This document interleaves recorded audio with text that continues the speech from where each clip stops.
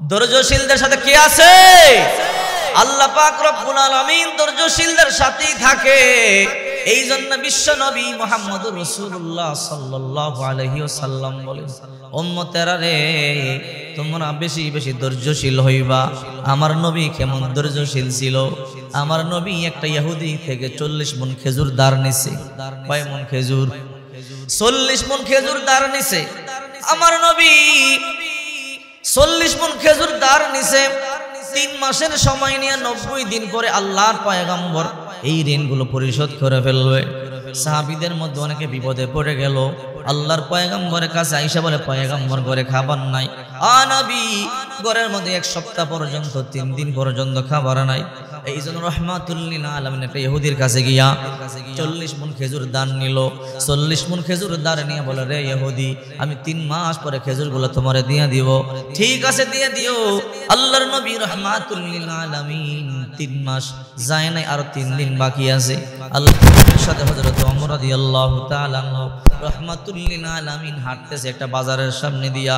ওই ইহুদি দৌড়াইয়া পয়গম্বরের সামনে চলে আসছে। আয়েশা বলে, মুহাম্মদ, তুমি না বলছিলা আমার খেজুর দিয়া দিবা? 3 মাস তো হয়ে গেল, এখনো কেন দাও না? আল্লাহর নবী রাহমাতুল লিল আলামিন বলেন, না, এখনো পর্যন্ত 3 মাস হয় নাই, আরো 3 দিন বাকি আছে। এখন 87 দিন, আরো 3 দিন পরে 90 দিন হবে, 3 মাস হবে। ওই ইহুদি বলে, আমার গণায় তো ওভার হয়ে গেল, এখনো পর্যন্ত কেন আপনি দেন না? আল্লাহর হাবিব বলো, 3টা দিন সময় আছে। এই ইহুদি, তুমি হিসাব করো, 3 দিন পরেই আমি যখন 90 দিন হবে তোমার খেজুর দিয়ে দিব। ওই ইহুদি বলে, না, এখন দিতে হবে। এখন রাস্তার মধ্যে আটকাইলাম, খেজুর না দিলে আপনারা আমি ছাড়বো না। আল্লাহর নবী বলেন, আমি তো এখন খেজুর নিয়ে আসি না, কোথা থেকে তোমারে দিব? ইহুদি কয়, না মুহাম্মদ, যতক্ষণ পর্যন্ত খেজুর না দিবা একটা কদমও নড়তে পারবা না। সামনে গিয়ে হাতটা দিয়ে দিল। আল্লাহর পয়গম্বর বলে, ইহুদি, রাস্তা ছাড়িয়া দাও, আমি জবান ঠিক রাখবো, 3 দিন পরে তোমার খেজুর দিয়ে দিব। ইহুদি আল্লাহর নবীর গর্দানে কলারে ধরছে, এ মুহাম্মদ, খেজুর না দিয়ে একটা কদমও নড়তে পারবা না। এই কথা বলার পরে আল্লাহর নবীর চোখ দিয়া টপ টপ করে পানিগুলো পড়ে গেল। সুন্দর মানুষ, গর্দানটা লাল হয়ে গেল। কিন্তু সবচেয়ে বড় রাগী মানুষটা কিন্তু পাশে, নাম তার কি? হযরতে ওমর। হযরতে ওমর এমন রাগী মানুষ যে রাস্তা দিয়ে চলতো 40 দিন পর্যন্ত ওই রাস্তায় শয়তানও চলতো না। কিতাবের মধ্যে আছে, একদিন হযরতে ওমর হাঁটতেছে। আইন হলো যে মদ পান করবে, মদ বিক্রি করবে, তাকে কাঠগড়ায় দাঁড়াতে হবে, তার শাস্তি হবে, তাকে ডোররা মারা হবে। ওই এক ব্যক্তি মদের কলস নিয়া ওই ব্যক্তি বাজারে বিক্রি করবার জন্য যাইতেছে। হঠাৎ করে তাকাইয়া দেখে হযরত ওমরকে দেখা যায়। ওই ব্যক্তি যখন ঘর থেকে বের হলো, একটা বাক্য জবান দিয়া বাইর করেছিল, আল্লাহ, দরকার হয় আজরাইলের সাথে সাক্ষাৎ করাইও, কিন্তু ওমরের সাথে সাক্ষাৎ করাইও না। আল্লাহু আকবার। কিন্তু দেখা যায় সামনে ওমরে দেখা যায়, কলিজার মধ্যে পানি নাই। ওমর বলে, হে ইহুদি, হে ভাই, আয় আয় আমার কাছে আয়। ওই ব্যক্তির কলিজার মধ্যে পানি নাই। আরে ওমর, যার ভয়ে গোটা মদিনাবাসী থরথর করিয়া কাঁপে, ওই ওমর আজকে আমার সামনে, আমার পিছনে মদ ভর্তি কলস। ওমর বলবে, তোর কলসের মধ্যে কি? ডাকনা খুলিয়া যখন দেখবো ভিতরে মদ, ওমর আমারে হত্যা করে ফেলবে। আইন কেন লঙ্ঘন করলা? কোরআনের হুকুম কেন অমান্য করলা? এই জন্য খলিফাতুল মুসলিমিন আমরা জবাই করে ফেলবে। ওই ব্যক্তি কাঁপতাছে আর ওমরের সামনে আসতেছে। ওই ব্যক্তি বলে, আল্লাহ, আজকে ওমর থেকে আপনি আমারে বাঁচাইয়া দেন। ও আল্লাহ, যদি আজকে ওমরের সামনে থেকে আমারে বাঁচাইয়া দেন, ওয়াদা দিলাম জিন্দেগিতে আর মদ বিক্রি করব না, নিজেও মদ পান করব না। আল্লাহ, আমার এই মদগুলোকে তুমি দুধ বানায়া দাও। খলিফাতুল মুসলিমিন বলে, আয় আয় আমার সামনে আয়, তোমার পিছনে যে কলসটা আছে এই কলসের মধ্যে কি আছে আমারে দেখাও। ওই ব্যক্তি বলে, ওমর, তেমন কিছু না, কলসের মধ্যে দুধ, বাজারে বিক্রি করবার জন্য নিয়ে যাইতেছি। এইবার ওমর বলল, ডাকনা খুলো। ওই ব্যক্তি চোখের পানি সারিয়ে কাঁদতেছে আর কাঁপতেছে, খুলো, ডাকনা খুলো। এবার ওই ব্যক্তি যখন আস্তে আস্তে বলে, ওমর ধমক দিয়ে বলে তাড়াতাড়ি ডাকনা হলো। যে ইনি তাড়াতাড়ি করিয়া ডাকনা খুলেছে, ডাকনা খুলিয়া দেখে কলসের ভিতরে এক ফোঁটা মদ নাই, সবগুলো দুধে রূপান্তরিত হয়ে গেছে। এবার ওই ব্যক্তি বলে, ওমর দাঁড়াও। ওমর কো দাঁড়াইতে হবে না, যাও চলে যাও, যেহেতু দুধ সমস্যা নাই। বলে, ওমর সত্য কথা আজকে আপনার সামনে বলতেছে। বলো কি সত্য কথা? বলে, আমার এই কলসের মধ্যে পুরা মদ ছিল, বিক্রি করবার জন্য বাজারে যাইতেছিলাম, আর বলতেছিলাম আল্লাহ প্রয়োজনে আজরাইলকে দেখাও, সাক্ষাৎ করাও, কিন্তু উমরে দেখাইও না, উমরের সাথে সাক্ষাৎ করাইও না।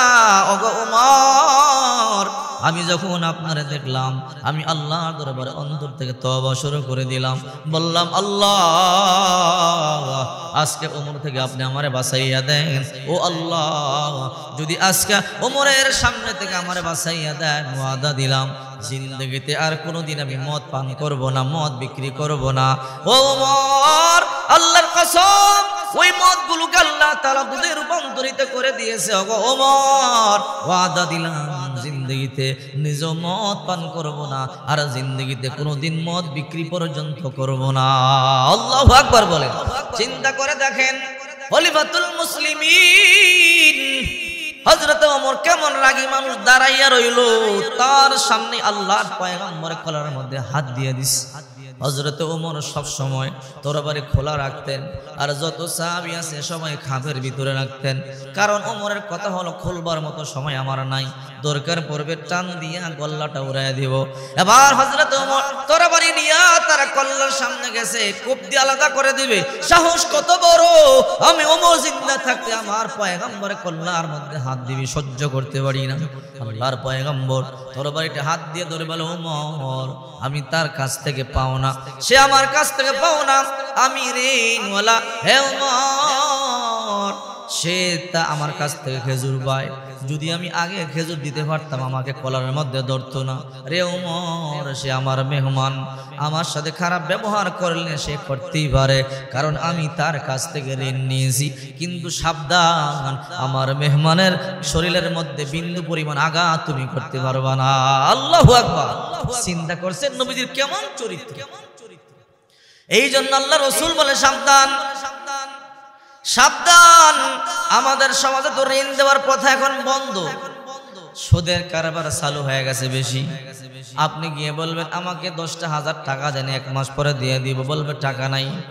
যদি বলেন 10,000 টাকা দেন, 1 মাস পরে 1000 বাড়াইয়া দিব, তখন বলবে টাকা আছে। কথা বলেন না কেন? অথচ হাদিসের মধ্যে আছে, রাসূল বলেন এমনি দান করার চাইতে 18 গুণ বেশি সওয়াব হয় করজে হাসানা দিলে। একজনকে সহযোগিতা করলে অন্য হাদিসের মধ্যে আছে 70 গুণ বেশি সওয়াব হয়। কিন্তু আমাদের সমাজে করজে হাসান উপকারটা বইলাই গেছে। আল্লাহর হাবিব সাল্লাল্লাহু আলাইহি ওয়াসাল্লাম বলেন, আল্লাহু ফি আউনিল আবদি মা কানাল আবদু ফি আউনি আখিহি। যে ব্যক্তি তার ভাইয়ের উপকার করবে, আল্লাহ তাআলা তার উপকার করবে। সুবহানাল্লাহ বলেন। একটা না, যে ব্যক্তি তার ভাইয়ের একটা উপকার করবে, তার 70টা উপকার করবে। তবে একটা কারণও আছে, এখন ঋণ কেন দেয় না? দোকানে বাকি খায়, 2 মাস খাইয়া চইলা যায়, বাকি টাকা দেয় না, আছে না নাই? তরকারি খায় গরিব মানুষ, ওই লোক জমিদার মানুষ, ধনী মানুষ, নেতা মানুষ, তরকারি খাইয়া টাকা জমায়, বলে 1 মাস পরে নিস, মাস শেষে নিস। মাস শেষে তরকারিওয়ালা কয় কি ও টাকাটা দিবেন না? বলে টাকা মাইরা কি চলে যাবো নাকি? কথা বলেন না কেন? উল্টা ধমক দেয়। 2 বার 3 বার বেচারা বয় আর চায় না, কই টাকা চাও, সাফানও তো খাওয়াবো না। মানুষের টাকা চাইলে মাঝে মাঝে সাফান খাওয়ায়, বন্ধু বান্ধব নিয়ে আবার উল্টা 200 টাকা সাফান খায়। বলে টাকা কবে দিবেন? বলে আর সাউন্ড লাগবো না, যখন টাকার সময় হবে আমি দিয়ে দিব। এমন আছে কি আছে না? আবার 2-4 জন সাথে থাকে, কয় বেচারাকে গরিব না ফকিরনি, তুই চিনো না? এই এলাকার বাড়িওয়ালা, ওই কি টাকা নিয়ে চলে যাইবো? বাজারে দেখলি টাকাটা চাইতে হয়, অথচ নিজের টাকা চাবে, তাও ধমক খাইতে হয়। কথা বলেন না কেন? আর এই জন্য এদের বদমাইশির কারণে সাধারণ মানুষ করজে হাসানা পায় না। কথা বলে, একজনে পাপ করে 10 জনে ওই পাপের মধ্যে পইরা পড়ে। এই জন্য আল্লাহর হাবিব সাল্লাল্লাহু আলাইহি ওয়াসাল্লাম বলেন, একটা টাকা যদি কারো কাছ থেকে মারিয়া খাও, যদি সারা জনম্বর নামাজ পড়ো, কোরআন তেলাওয়াত করো, জিকির করো, হজ করো, একটা একলা মসজিদও বানাইয়া দিয়া দাও, একটা টাকা যদি কারো মারিয়া খাও, আমি এখানে মিম্বরে বসিয়া ফতুয়া দিলাম, কোন মুফতি বলবে আপনি জান্নাতে যাইতে পারবেন? একটা টাকা ইচ্ছাকৃতভাবে আপনি জানার পরও মারিয়া দিছেন, একটা টাকা। কোন মুফতি সাহেব আনবেন ফতুয়া দিবে যে ওই ব্যক্তিটা আলেম, ওই ব্যক্তিটা দানবীর, ওই ব্যক্তিটা বছরে বছরে হজ করে, ওই ব্যক্তিটা গোটা মসজিদটা বানাইয়া দিছে, মাদ্রাসা বানাইয়া দিছে, কিন্তু একটা টাকা ইচ্ছা করে দেয় না পাওনাদারকে। খোদার কসম করে বলি, জান্নাতে ঢোকার মতো কপাল আর আপনার হলো না। কথা বলেন না কেন? ওই ব্যক্তির আল্লাহ কইবে যাও জান্নাতে যাও, ওই ব্যক্তি দৌড় দিবে, নামাজের খাতা ফুল, নামাজ, তাহাজ্জুদের নামাজ, ইশরাকের নামাজ, চাস্তের নামাজ, আওয়াবিনের নামাজ, সব নামাজ আছে, অভাব নাই। বছরে একবার উমরা আছে, বছরে জীবনে 4-5 বার হজ আছে, দান আছে, সদকা আছে। ওই ব্যক্তিরে বলবে যাও যাও জান্নাতে যাও, হঠাৎ করে ফাওনাদার আইয়া দাঁড়ায় যাবে, আল্লাহ এই ব্যক্তিরে জান্নাতে দিয়েছেন, আমার একটা টাকার হিসাব কি আপনি নিলেন? তাই নাকি বলবে? আল্লাহ জানার পর ওই ব্যক্তির হাজির করবে, তার কথাটা তার মাধ্যমে তাকে বলাবে। তখন ওই জান্নাতি ব্যক্তিটা বলবে, আল্লাহ আমারে বলছেন জান্নাতে যাওয়ার জন্য, জান্নাতে যাই। বলবে দাঁড়াও, এই হিসাবটা শেষ করে যাও। কোন হিসাব? সে তোমার কাছে একটা টাকা পাইতো, একটা টাকা তারে দিয়ে দাও। এবার বলবে আল্লাহ না, সে টাকা পয়সা কোনো পাইতো না, আমি এত বড় নামাজি, আমি হজকারী, যাকাত দেনেওয়ালা, আমি দানবীর, আমি মসজিদ বানাইয়া দিছি, মাদ্রাসা বানাইয়া দিছি, আমার হাজী সাহেব কইতো, আমার দানবীর কইতো, আমার মতো মানুষ আবার একটা টাকা মারতে পারে নাকি? এবার ওই ব্যক্তি বলবে, আল্লাহ আপনারা বলেছেন ওয়াকুল্লা ইনসানিন আলজামনাহু তাইরাহু ফি উনুকি নুখরিজু লাহু ইয়াওমাল কিয়ামাতি কিতাবান ইয়ালকাহু মানশুরা। আল্লাহ আপনারা বলে পর্দার মেমোরি লাগাই দিছিলেন, ক্যামেরা লাগাই দিছিলেন, ওটা নষ্ট হয়ে গেছে নাকি? না না, আল্লাহ আপনি ওই ফিল্মটা চালু করে দেন। আল্লাহ তাআলা যখন পর্দা চালু করে দেবে, কোন সময় কোন বাজারে কি তরকারি খাইয়া টাকাটা দাও নাই, কোন গাছ থেকে একটা মুড়ি সিরিয়া খাইছো, কোন গাছ থেকে একটা পেঁপে চুরি করিয়া নিছো, ওই বেড়ার 3টা পাপ্পা চুরি করে নিয়ে গেছে। হে বন্ধু, 3টা পাপ্পার দাম মাত্র 300 টাকা, আজকে শুনলাম, কিন্তু চুরি করে নিছ পুরা বডিডারে লক্ষ লক্ষ বছর জাহান্নামে জ্বলাইবার জন্য বুকিং দিয়ে দিছ। বলবে আল্লাহ একটা টাকা পাইতাম। এবার ওই ব্যক্তি বিশ্বাস করবে না, যখন ভিডিও চলবে তখন সব দেখবে, কেমনে কেমনে হাইটা পুরা মিজমিজি এলাকাটাই দেখতে পাবে, রাস্তা দেখতে পাবে, আমজাদ মার্কেট দেখতে পাবে, যেই জায়গা এমনি হাইটা হাইটা গিয়ে ওই জায়গা থেকে তরকারি নিয়া 100 টাকার জায়গার মধ্যে 90টা টাকা দিছিল, 10টা টাকা বাকি রাখছিল, আর দেয় নাই, মনেও ছিল ইচ্ছা করিয়া দেয় নাই। আল্লাহ তাআলা বলবে, রে বান্দা, আমি ওয়াদা দিছিলাম হাক্কুল ইবাদ, বান্দার হকের ব্যাপারে আমি দায়িত্ব নিব না, যার হক তার হাতেই ছাড়িয়া দিলাম। ওই ব্যক্তি যতক্ষণ পর্যন্ত তোমারে মাফ না করবে জান্নাতের মধ্যে যাইতে পারবা না।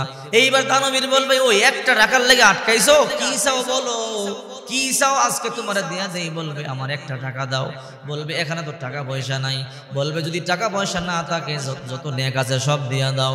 ওই ব্যক্তি সারা জনম্বর নামাজ পড়েছে, কোরআন তেলাওয়াত করেছে, জিকির আজগার করেছে, এত কিছু করবার পরেও একটা টাকার জন্য ওই দিন অসহায় হয়ে সব নেক আমল ওই ব্যক্তিকে দিয়া এই ব্যক্তি জান্নাতি মানুষটা জাহান্নামে যাওয়ার জন্য বাধ্য হবে। আল্লাহু আকবার। এখন তো মজায় মজায় খাইতেছেন, টের পাইতেছেন, কথা বল না, ঠিক কি না?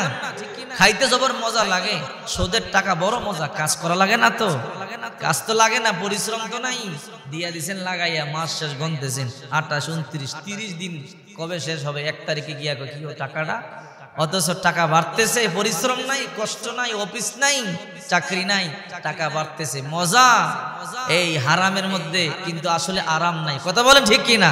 আল্লাহ পাক রব্বুল আলামিন কিয়ামতের ময়দানে বের করবেন। এই জন্য সাবধান। রাসূল করিম সাল্লাল্লাহু আলাইহি ওয়াসাল্লাম বলে, ওমর, হে ওমর, আমার মেহমান আমার কাছ থেকে সে খেজুর পায়, তুমি কেন তার কলারের মধ্যে হাত দিলা, গর্দানে হাত দিলা? ও আল্লাহর হাবিব, আমি আপনারে আমার জীবন থেকে বেশি ভালোবাসি, সে ইহুদি হইয়া আপনার গলার মধ্যে হাত দিবে, গর্দানে হাত দিবে, আমি হযরত ওমর কেমনে বসে থাকবো, সহ্য করব? আল্লাহর পয়গম্বর, আমি আমার জীবন থেকে বেশি আপনারে ভালোবাসি। ওই ইহুদির নাম আব্দুল্লাহ ইবনে সায়না। আব্দুল্লাহ ইবনে সায়না বলে, ও নবী মুহাম্মদ, আপনার সাহাবী আমার গর্দনে ধরল, আর আপনার সাহাবী তরবারি উঠাইলো, মনে হয় আমার কল্লা উড়াইয়া দিবে। আল্লাহর হাবিব তরবারিটা নামাইয়া বলো, ওমর আমার গলার মধ্যে ধরছে, তুমি তার গলার মধ্যে কেন ধরলা? তুমি তার কলারে কেন হাত দিলা? বলে, পয়গম্বর আমি সহ্য করতে পারি নাই। বলে, ওমর এত ক্ষমতা থাকলে এই যে 40 মণ খেজুর দিয়া দাও, এর সাথে আরো 10 কেজি খেজুর তারে বেশি দিয়া দাও। আল্লাহু আকবার। ওমর বলে, নবী কেন? এই যে তার কলারে ধরছো, এই জন্য জরিমানা। এবার হযরত ওমর বলে, ইহুদি আয় আয় আমার বাড়িতে আয়। হযরত ওমর খেজুরের গোডাউনটা খুলে দিল। বলে, আল্লাহর হাবিব আমারে বলছে তোর 40 মণ খেজুর দিতে, আরো 10 কেজি বাড়াইয়া দিতে। রে ইহুদি, তুই তো জানো না আমি ওমর আমার পয়গম্বরে কত ভালোবাসি। আমার এই গোডাউনের মধ্যে শত শত মণ খেজুর আছে, 40 মণ না, তোর আর 10 মণ বেশি দানা। যতক্ষণ পর্যন্ত তোর মনে চায় শত শত মণ খেজুর নিয়ে নে, এরপরও কোনোদিন আমার পয়গম্বরকে সবার সামনে বেইজ্জতি করবি, এটা আমি ওমর সহ্য করতে পারবো না। আল্লাহু আকবার। ইহুদি খেজুর নিতে আছে 40 মণ না 100 মণ নিয়ে নিছে। 100 মণ নেওয়ার পর ওমর বলে, লাগলে আরো নাও। বলে, না আর লাগবে না, 100 মণ নিছি। নবী কইছে 40 মণ দাও, আরো 10 মণ জরিমানা দাও। ইহুদি নাই, 100 মণ নিয়া চলে যায়। আমিরুল মুমিনিন পয়গম্বরের কাছে গেল, রে ওমর আমি বললাম 40 মণ, সে নিল 100 মণ, কিছুই তো বললেই না। পয়গম্বর আপনি তো ভালো করিয়া জানেন আমি ওমর আপনারে বড় ভালোবাসি। ও পয়গম্বর, আপনার জানের বদলতে খেজুর কেন? আমি আমার জীবনটা পর্যন্ত বিলাই দিতে পারি। ইহুদিরে বললাম যত খেজুর লাগে নিয়ে আনে। সে 100 মণ খেজুর নিল।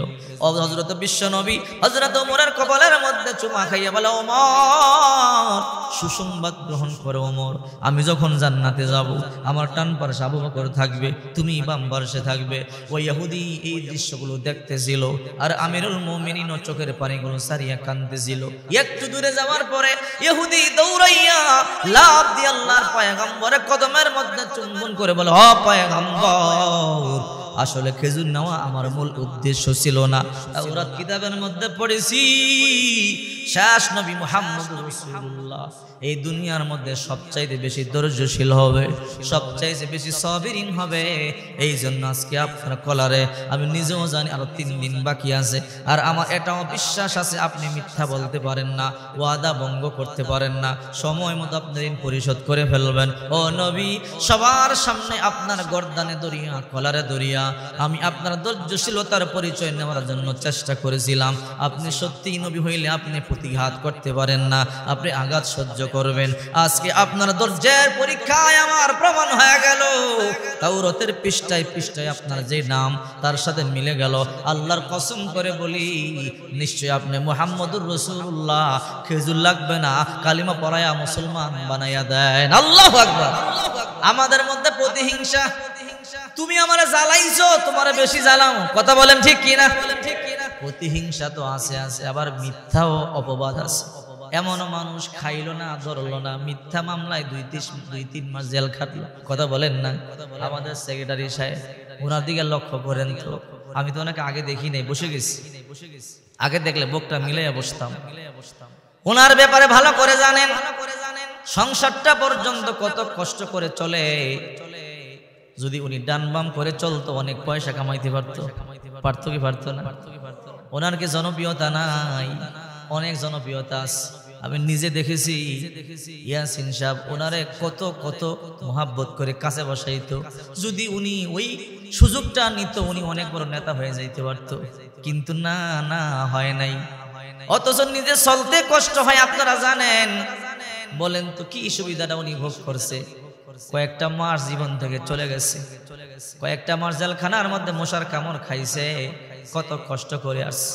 এরকম বহু মানুষ আছে যারা মিথ্যা মামলা কাঁদে নিয়ে গড়ে থাকতে পারতেছে না, আছে না নাই? এই প্রতিহিংসা বাদ দেন, আল্লাহর ভয় করেন। আল্লাহর সামনে আপনাকে দাঁড়াতে হবে, চোখের পানি সারিয়া কান্দেন।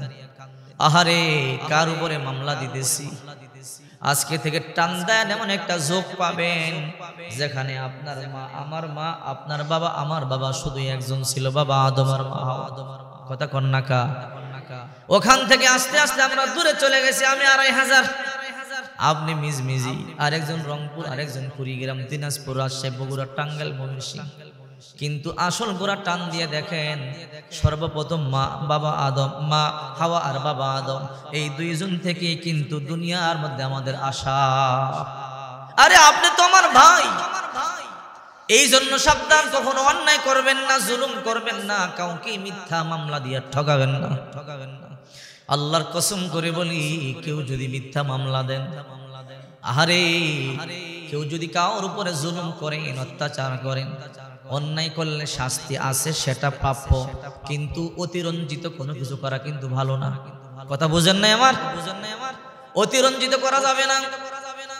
এই জন্য বিশ্বনবী মুহাম্মদুর রাসূলুল্লাহ সাল্লাল্লাহু আলাইহি ওয়াসাল্লাম যেদিন ফাতে মক্কা হয়, ফাতে মক্কার দিন আল্লাহর পয়গম্বর মাথার মধ্যে একটা কালো পাগড়ি পরছে। বিজয়ের সময় পয়গম্বর মাথায় কালো পাগড়ি পরতেন। আল্লাহর হাবিব সাল্লাল্লাহু আলাইহি ওয়াসাল্লাম কালো পাগড়ি পরিয়া মক্কাতুল মুকাররমার মধ্যে যখন ঢুকিয়া গেল, সাথে 10,000 সাহাবী, প্রত্যেকের হাতের মধ্যে তরবারি, শক্তিশালী সাহাবায়ে কেরামদেরকে নিয়ে মক্কাতুল মুকাররমার মধ্যে ঢুকিয়া গেছে। আল্লাহর হাবিব মক্কার মধ্যে ঢোকার পরে সংবাদটা যখন পাওয়া গেল, সবাই পালাইতে শুরু করলো। মুহাম্মদকে যে কষ্ট দিছিলাম, 8টা বছর ধরে মুহাম্মদকে এলাকা সারা করিয়া মদিনায় পাঠাইলাম, আজকে সেই মুহাম্মদ রাসূলুল্লাহ 10,000 সাহাবী নিয়ে আজকে তার সামনে টিকতে পারবো না, কুচু কাটা করবে। আল্লাহর হাবিব সাল্লাল্লাহু আলাইহি ওয়াসাল্লাম বললেন, না, তোমরা যা মনে করো আমি তা করব না। 3টা অপশন দিলাম, যারা আত্মসমর্পণ করবে তাদেরকেও মাপ, কাবার হিরমের মধ্যে যারা আশ্রয় নিবে তারাও মাপ, যারা আবু তালিবের করে আশ্রয় নিবে তারাও মাপ। আল্লাহর হাবিব বললেন, হ্যাঁ সাহাবীরা, আমি রক্ত ফাসাদ পছন্দ করি না, আমি কাটাকাটি মারামারি পছন্দ করি না। আল্লাহর হাবিব সাল্লাল্লাহু আলাইহি ওয়াসাল্লাম ক্ষমা ঘোষণা করছে।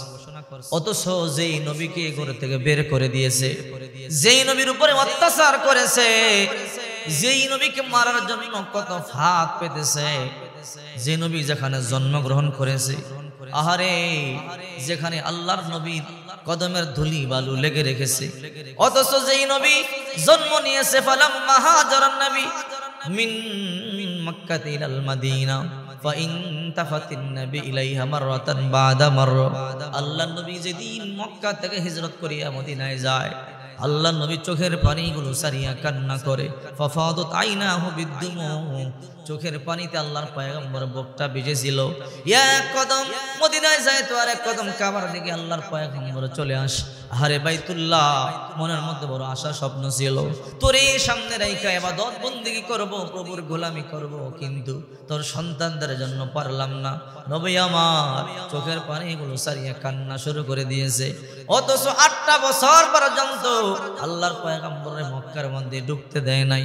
ওই নবী যখন 8 বছর পরে 10,000 সৈন্য নিয়ে আসলো, মক্কার কাফেররা বুঝলো হয়তো আমরা যেমন করছি এই মুহাম্মদ তারা চাইতে বেশি করবে, কারণ আমাদের স্বভাব হলো কেউ থাপ্পড় দিলে আমরা ঘুষা দেওয়ার চিন্তা করি, কথা কন্যাকা, কেউ একটা দিলে আমরা 3টা দেওয়ার চেষ্টা করি।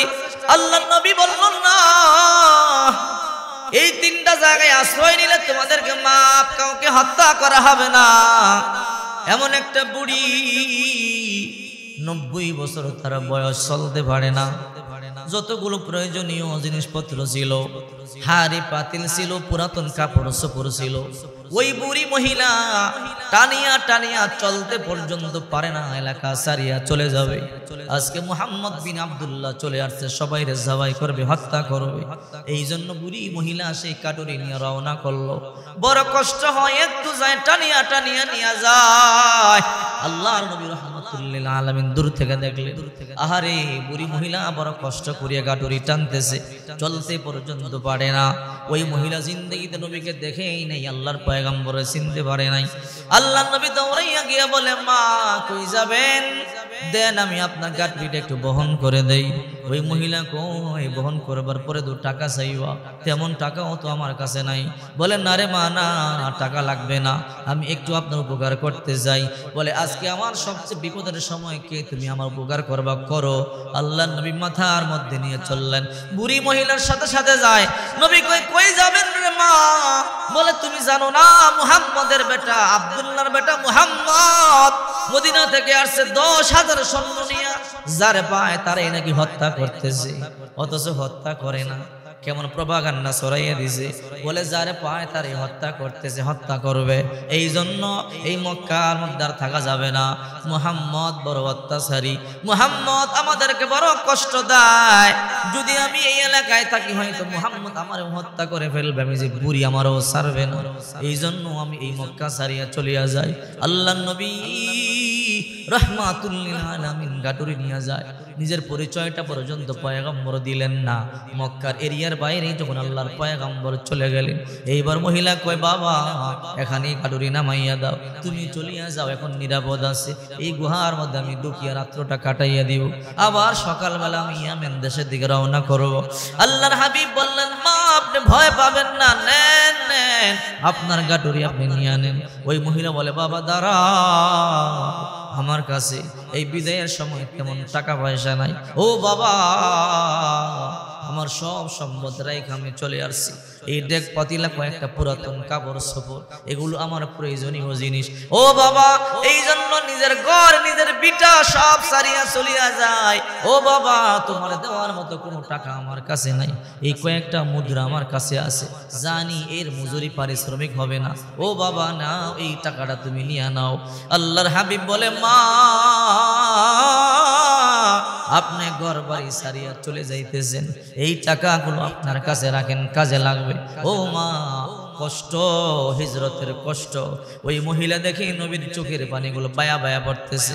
ওই মহিলা কয় কিরে বাবা কেন তুমি কান্না করো? ও মা আপনার কষ্ট দেখি আমি কাঁদি। আপনি আপনার নিজের জন্মস্থান নিজের ঘর নিজের বাড়ি রাখিয়া চলিয়া যাইতেছে, এই ছোট্ট গাটুরি নিয়া কোন দেশে যাবেন? যাওয়ার কোনো জায়গা নাই, নির্দিষ্ট কোনো জায়গা নাই। কোন গ্রামে যাবেন, কোন বাড়িতে যাবেন, কোন দেশে যাবেন, কোন ঘরে যাবেন রে মা? আপনার এই দৃশ্য দেখি আমার কান্না শুরু হয়ে গেল।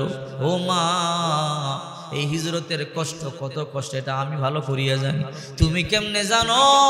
ও মা এমন একটা সময় আমার জীবনেও গেছে, যে ঘরে আমি জন্মগ্রহণ করেছিলাম, যে মক্কার অলিতে গলিতে আমি ঘুরে বেড়াইছিলাম, যে মক্কায় আমার জন্মস্থান ছিল, এমন একটা সময় আমার ছিল আমিও হিজরত করিয়া মক্কা ছাড়িয়া চলিয়া গেছিলাম। ও মা হিজরতের কষ্ট কত কষ্ট আমিও জানি। ও মা এই জন্য আমার কান্না চলে আসছে। মহিলা বলে ও বাবা বল কি তোর নাম, কি তোর পরিচয়? ও মা পরিচয় বলবার পরে ঘৃণা করবেন না তো? না না বলো। বলে এতক্ষণ পর্যন্ত যারে বদনাম করেছেন, এতক্ষণ পর্যন্ত যারে গালি দিয়েছেন, এতক্ষণ পর্যন্ত যার নামে মিথ্যা কথাগুলো বলেছেন, এতক্ষণ পর্যন্ত যার কথা বলিয়া অন্তর ঘৃণাগুলো ছেড়েছেন, আমি ওই আব্দুল্লাহর বেটা মুহাম্মদ। হে মা আপনারে তারা মিস ইনফরমেশন দিচ্ছে, আমার জিন্দগিতে আমার হাতের মধ্যে কখনো অন্যায় রক্ত লাগতে দেই নাই। ও মা আমি সেই মুহাম্মদ যাকে এতক্ষণ পর্যন্ত আপনি গালি দিলেন। ওই মহিলা চোখের পানি সারিয়া বলে ও মুহাম্মদ সত্যিই তুমি যদি ওই মুহাম্মদ হও, আল্লাহর কসম করিয়া বলি তোমার মতো মানুষ কাউকে হত্যা করতে পারে না, তোমার মতো মানুষ কাউকে কষ্ট চরিত্রটা আপনার মধ্যে আনতে হবে, নবীওয়ালা চরিত্রটা আমার মাঝে আনতে হবে। এই জন্য আল্লাহ তাআলা বলেন ইন্নাকা লাআলা খুলুকিন আযীম, নবী আপনি মহান চরিত্রের অধিকারী। নবীকে কেউ থাপ্পড় দিলে পয়গম্বর হাতটা ধরে বলতো আপনি থাপ্পড় দিয়া তো আপনার হাতের মধ্যে ব্যথা পাইছেন, নবী যে পাইছে ওটা বলে নাই। আপনি যখন কাউকে একটা ঘুষি দিবেন আপনিও কিন্তু কিছু ব্যথা পাবেন। রাহমাতুল লিল আলামিন হাতটার মধ্যে চুমা দিয়া কইতো আমার জন্য আপনি হাতের মধ্যে একটা ব্যথা পাইছেন। এবার বলেন তো, যে ব্যক্তি আপনার থাপ্পড় দিবে, যদি আপনি তার হাত ধরে সুমা দিয়া কোন আহারে আপনি তো কষ্ট পাইলেন, এবার বলেন তো ওই ব্যক্তি জিন্দগিতে আর আপনারা কষ্ট দিবে? কখনোই নয়। এই জন্য আমরা প্রতিহিংসা বলে যাব, রাগ খুব আমরা জেরে ফেলে দিব, ভাই ভাইকে বুকে টানিয়ে নিব। অত্যাচার জুলুম করব না, অত্যাচার করলেও সূর্য উঠবে, জুলুম করলেও সূর্য উঠবে। আর যদি আপনি কাউকে ক্ষমা করে দেন তাহলেও কিন্তু দিন যাবে। রাসূল বলেন, আল্লাহু ফি আউনিল আবদি মা কানাল আবদু ফি আউনি আখি। কোন ব্যক্তি যদি কোনো ভাইকে ক্ষমা করে দেয়, কোনো ভাইকে উপকার করে, আল্লাহ তাআলা 70 বার তার ক্ষমা করে দিবে এবং আল্লাহ তাআলা 70টা উপকার তার ভাইকে আল্লাহ করে দিবে। সুবহানাল্লাহ বলে। এই জন্য